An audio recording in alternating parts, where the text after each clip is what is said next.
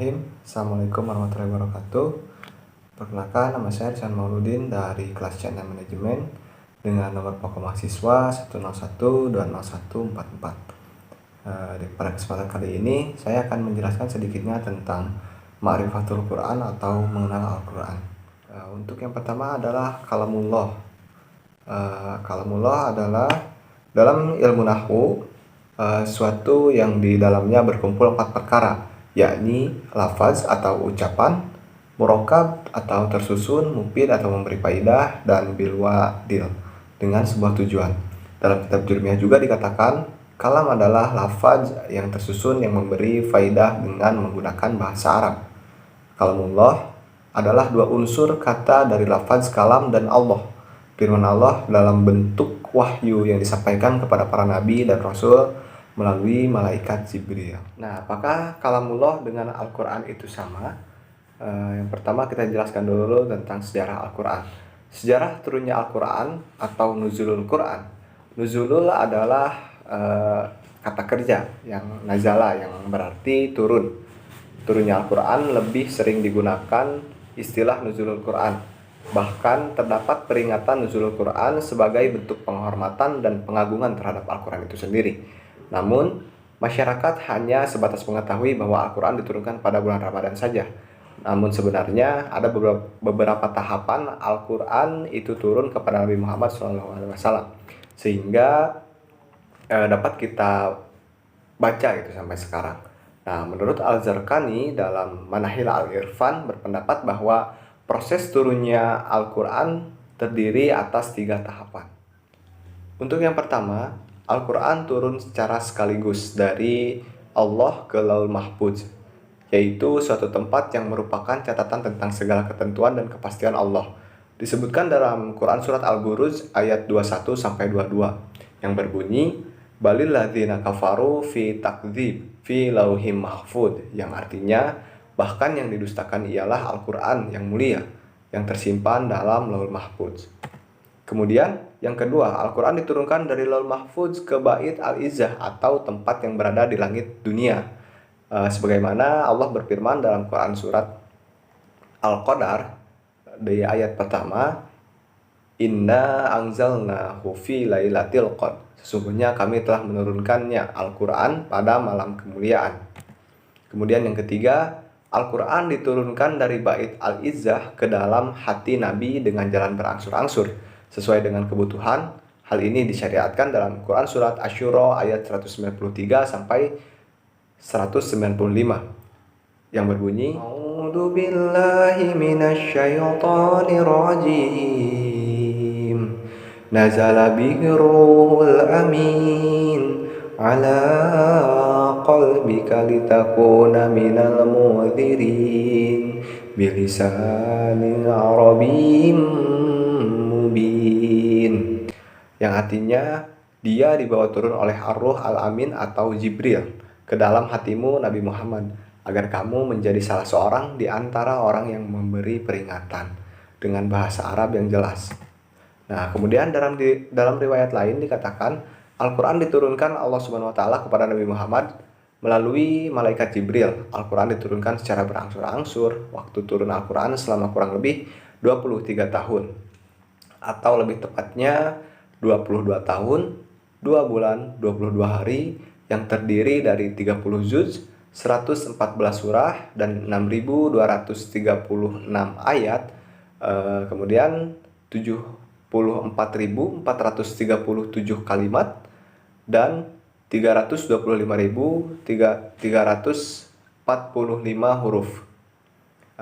Kemudian yang kedua, surah yang pertama diturunkan adalah Al-Alaq ayat 1-5, diturunkan pada malam 17 Ramadan pada tahun 610 Masehi di Gua Hiro. Dengan diterimanya wahyu pertama ini, Nabi Muhammad resmi diangkat menjadi Rasul yang diberi wahyu untuk disampaikan kepada umatnya. Kemudian yang ketiga, surat yang terakhir adalah Quran Surat Al-Maidah ayat 3. Ayat tersebut turun pada tanggal 19 Zulhijjah tahun 10 Hijriah di Padang Arafah. Ketika itu beliau sedang menunaikan haji wada atau haji perpisahan. Beberapa hari sesudah menerima wahyu tersebut, beliau meninggal atau wafat. Selanjutnya adalah metode untuk mengamalkan Al-Quran itu sendiri. Yang pertama ada tafakkur. Seperti yang dikatakan dalam Quran surat Al-Mulk ayat 10, A'udzu billahi minasyaitonir rajim. Wa qalu law kunna nasma'u aw na'qilu ma kunna fi ashabis sa'ir. Yang artinya, dan mereka berkata, sekiranya kami mendengarkan atau memikirkan peringatan itu, niscaya tidaklah kami termasuk penghuni neraka yang menyala-nyala. Kemudian, mukjizat Al-Quran. Secara bahasa, kata mukjizat atau azaza, yu'izu izzaj, mu'zizun, yang artinya lemah, lawan dari kudroh atau mampu. Kata mukjizat berasal dari bahasa Arab, yang berarti sesuatu yang membuat pihak lain tidak berdaya di hadapannya.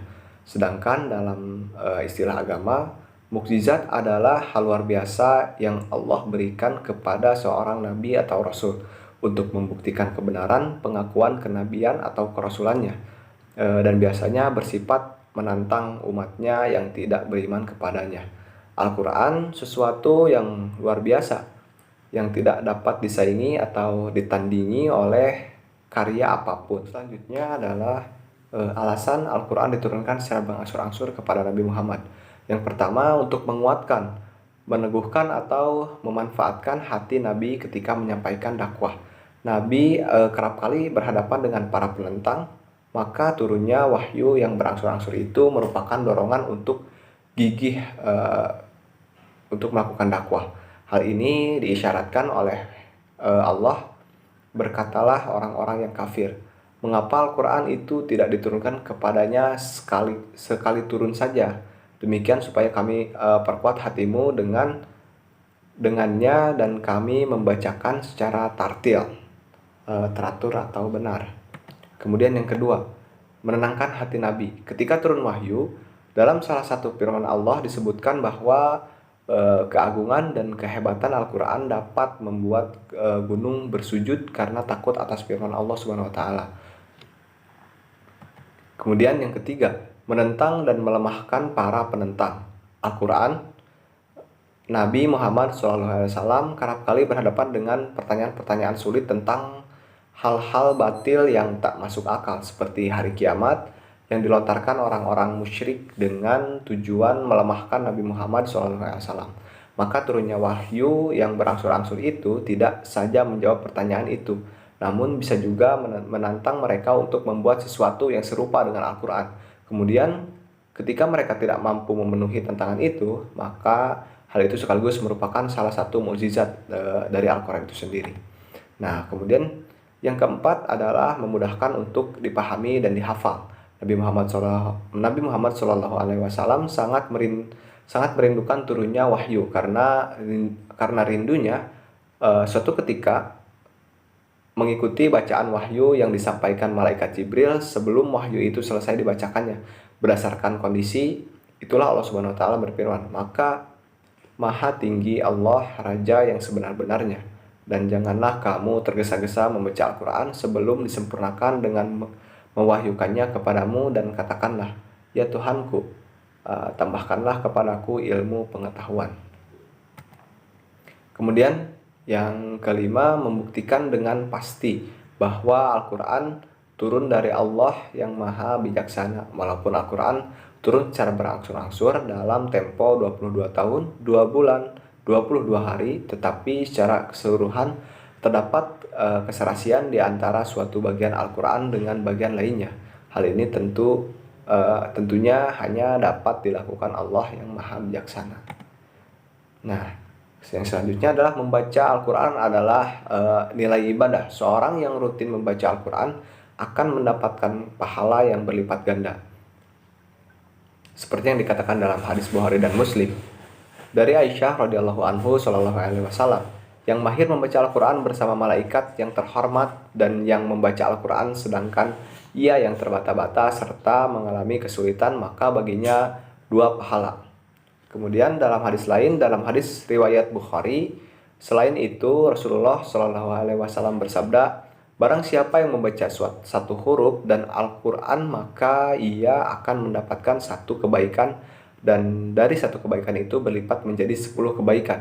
Aku tidak mengatakan alif lam mim sebagai satu huruf, akan tetapi alif satu huruf, lam satu huruf, dan mim satu huruf. Akhir adalah manfaat dari membaca Al-Quran akan mendapatkan syafaat di hari akhir. Rasulullah Shallallahu Alaihi Wasallam pernah bersabda, bacalah Al-Quran sebab ia akan datang memberikan syafaat pada hari kiamat kepada pemilik atau pembaca pengamal dari Al-Quran itu sendiri. Hadis riwayat Ahmad. Mengangkat derajat pembacanya di hadapan Allah. Hal ini pun sesuai dengan hadis dari Umar radhiyallahu anhu berkata bahwa Rasulullah Shallallahu Alaihi Wasallam, Allah Ta'ala mengangkat derajat beberapa kaum melalui kitab ini, Al-Quran, dan dia merendahkan beberapa kaum lainnya melalui kitab ini pula. Hadis riwayat Muslim. Dan mungkin hanya itu saja yang bisa saya sampaikan.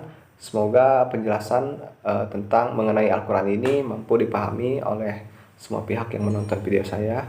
Sebelumnya saya ucapkan terima kasih. Mohon maaf apabila banyak kekeliruan. Sekian, wabillahi taufiq wal hidayah. Wa may yadhakkaru illa ulul albab. Wassalamualaikum warahmatullahi wabarakatuh.